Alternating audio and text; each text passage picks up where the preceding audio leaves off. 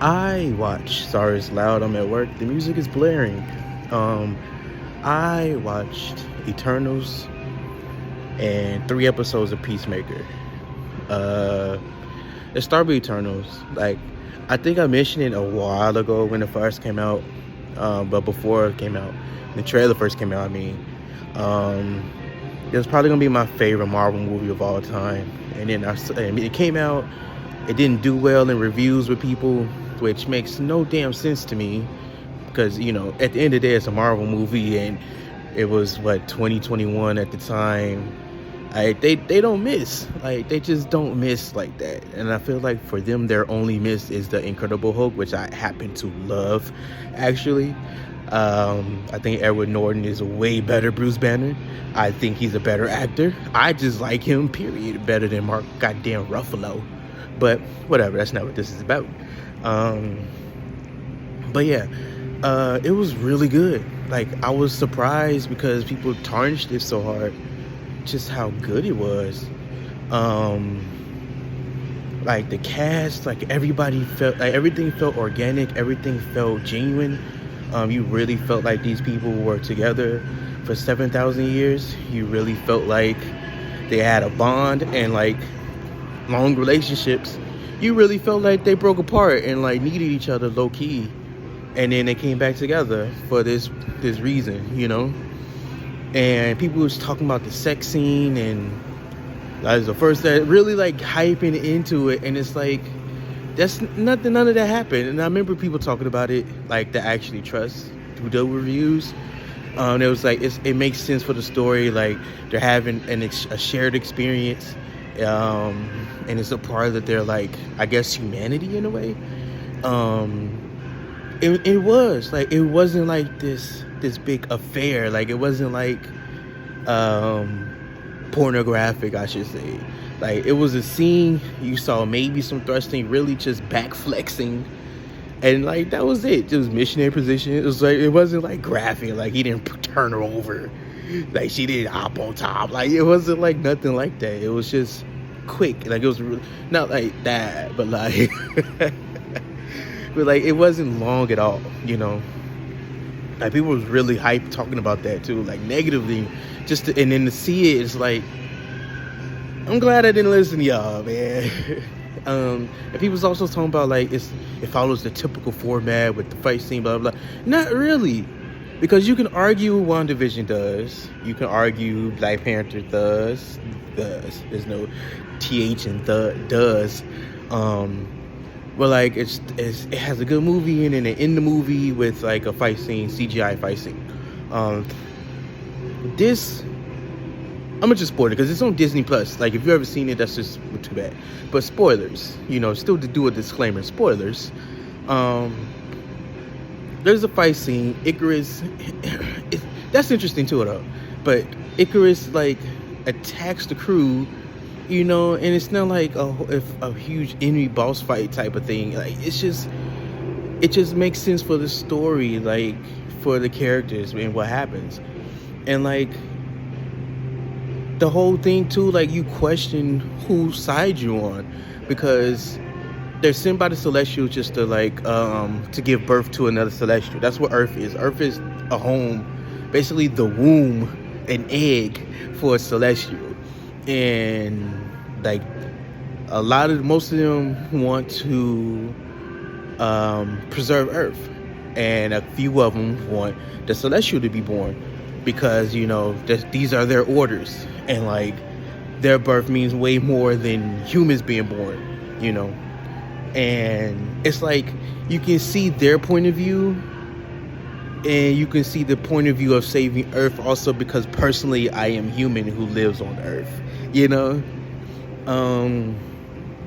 But you really feel both point of views, and I think it was done beautifully, and it makes sense of the story to where you don't question it. You just question yourself, like, what would you do in that situation? And I think that's all you can ask for from a movie, is like, what would you do in that situation? If you were put in that situation, if you were Icarus or if you were Cersei, what would you do? And that's the beauty of it, and that's why I think it's really a perfect Marvel movie. It's a perfect superhero movie, period. And it's well acted. Seeing Rob Stark and Jon Snow share a scene together. Ooh, bro, I needed that. And like they start the movie off too with that. Like they knew what they were doing, bro. Like they start off the movie with Jon Snow and Rob Stark. I was like, dude, we're like 3 minutes into it. Like they know what they're doing, man. Like it was good too. Didn't realize he was so much taller, but Kit Harington is that taller also. It's a really good movie. It's a beautiful movie, well shot. I really don't have no gripes about it. I'm trying to think about it right now as I'm talking. There's nothing where it's like, oh, I hate that. More like, well, I hate Sprite. Every movie, every mutant thing, like every show with people with powers, there's always somebody that just want to be human. And as a human, no thank you. No thank you. Like it's a hard pass for me. And so she get her wish. She gets to be human. She gets to live out. She gets to grow up. That's all she wanted. But it's like you're a shapeshifter. Like I get it. You're not you're not yourself. Basically, like you're having to pretend to be somebody else. Blah blah blah. I get that. But you really would give that up because if Druid can like possess entire populace, I don't think it's beyond the realm to think that Sprite can't keep her form for long periods of time. Like how often are you really around somebody like that? Like you can easily just go to the bathroom, take a break, take a bath, take a break. It's just it's crazy to me. That whole part was just so annoying. Like, I don't care about you want to be human. Good luck. Go away. Go away. And she turns sides to be with Icarus. And I'm like, okay, maybe she's just trying to like knock him out, convince him. No, she really like turns sides. Like, oh, okay, so we're not that deep. Okay. I can dig that. All right. But yeah, it's okay. But yeah, so that's it. I love it. Almost 3 hours. You don't even feel it, honestly. I almost rewatched it, but I found out Peacemaker came out, and I got emailed about it, so I had to watch it. And I was like, I watched the first episode, like, oh wait, there's more. Like they dropped 3 episodes for the premiere, and that was cool. Right off the bat, it's just crazy. It tells you it's a continuation. It picks up right after Suicide Squad, like I think 5 months after Suicide Squad, which is about when it premiered anyway. It's just crazy. But I'm intrigued. Like what are these studios gonna do after James, what's his name? James Gunn is gone. Like what are they gonna do? Get Spike Jonze and get what's his name? He directed Scott Pilgrim. Like what are they gonna do? Because he can't, like Gunn, he can't do every type of quirky superhero show or movie. Like that's just not sustainable. And he still has to go back to Marvel. Like what is DC gonna do now? Because I can't imagine Peacemaker's gonna get another season. If they do, I can't imagine Gunn is gonna come back to do another one. Like what are they gonna do? Like he's really the only one in both sides, Marvel and DC, that's pushing in the envelope, doing things different. Like what are they gonna do if he retires? Go to John Soderbergh or something, like go to Michael Bay. Actually, I think he's due for a comeback. Michael Bay is definitely due for a comeback. But hold up, can you see this? Like that looked good, man. Cause I was over Christmas. Like after Christmas, I was over it. Like I love Christmas, it's my favorite holiday. But after Christmas, for some reason, I was over it. Now as we settle into the middle of January, I think I'm all for it again. And that tree just hit me in the feels right now. It looks better through my eyes. The camera sucks. Like I have the 13 Pro. It doesn't even matter because Apple don't update. But whatever. But yeah, like it was really good. Like the intro, It's a dance number with all the characters in the show, and it's beautiful right now because some characters haven't came on yet. So it's like, so this person is in the show, look out for them, you know. I think it's very smart. It's hard to get around Tasty from Orange is the New Black being in the show. Like, it's kind of weird to me, but whatever. And also my complaint about that is just the some of the characters. Peacemaker gets shit all the time for like being a-hole, misogynistic, blah blah blah, attitude issues, blah blah blah, being difficult. But then you got the other character, I can't think of her name, the blonde.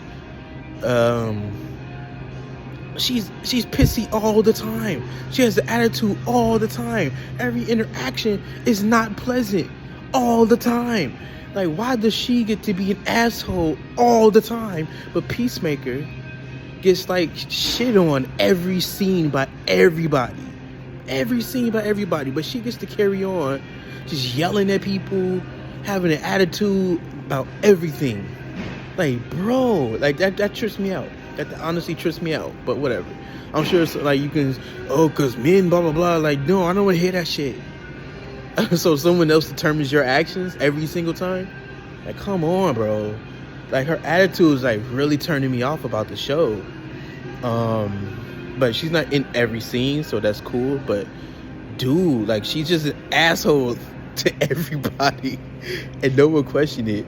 But Peacemaker says 2 words, and like, he just gets shits on by everybody, like literally everybody. But it's hilarious. Like, it's really funny. And I don't think I've seen this much of John Cena, but it's not a bad thing. And it's crazy that he like can navigate while having The Rock around too, because for a while they were like the same damn character. And it's crazy because John Cena, it was in, like, was Hobbs and Shaw, Fast and Furious, as Shaw's brother or something like that. Something like that, right? Wasn't he in those? But was he like Dom's brother or something? Like, it was something like that. But yeah, Peacemaker's good so far. Wow, this got to 12 minutes. Eagerly is funny. Like, it's just a funny show, and like, it's smart how they're doing it. And because I don't know too much of DC anymore, like, stuff feels new. And with I want to say, is it Tim Gunn, James Gunn, the director Gunn?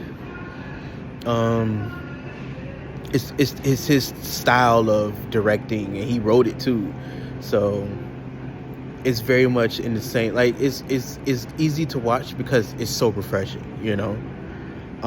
Like I said, I don't know what they're gonna do after he hangs it up. I don't know their contract, the extension of their contract, because he's still doing, like, he went back to do Guardians, so, and that's Marvel. So I don't know, honestly, but unless he's just doing this, probably another Suicide Squad. It's just, that's a lot for one person, man. And they still have like other stuff, other projects too. Like, that's just a lot for one person. Like, I don't know what they're gonna do when he hangs it up, because he cannot be the only quirky person. After him and what's his name, Tiki. So I don't know, but that'll do it for this video. Please like, comment, subscribe. Thank you for watching. I appreciate all my subscribers so much. Last time I'm gonna say this, but Happy New Year. It is January, I'm gonna say June, January 14th. So I think I met the cutoff for saying Happy New Year. So but yeah, thank you for watching, and I'll be back. I still have not finished Cowboy Bebop.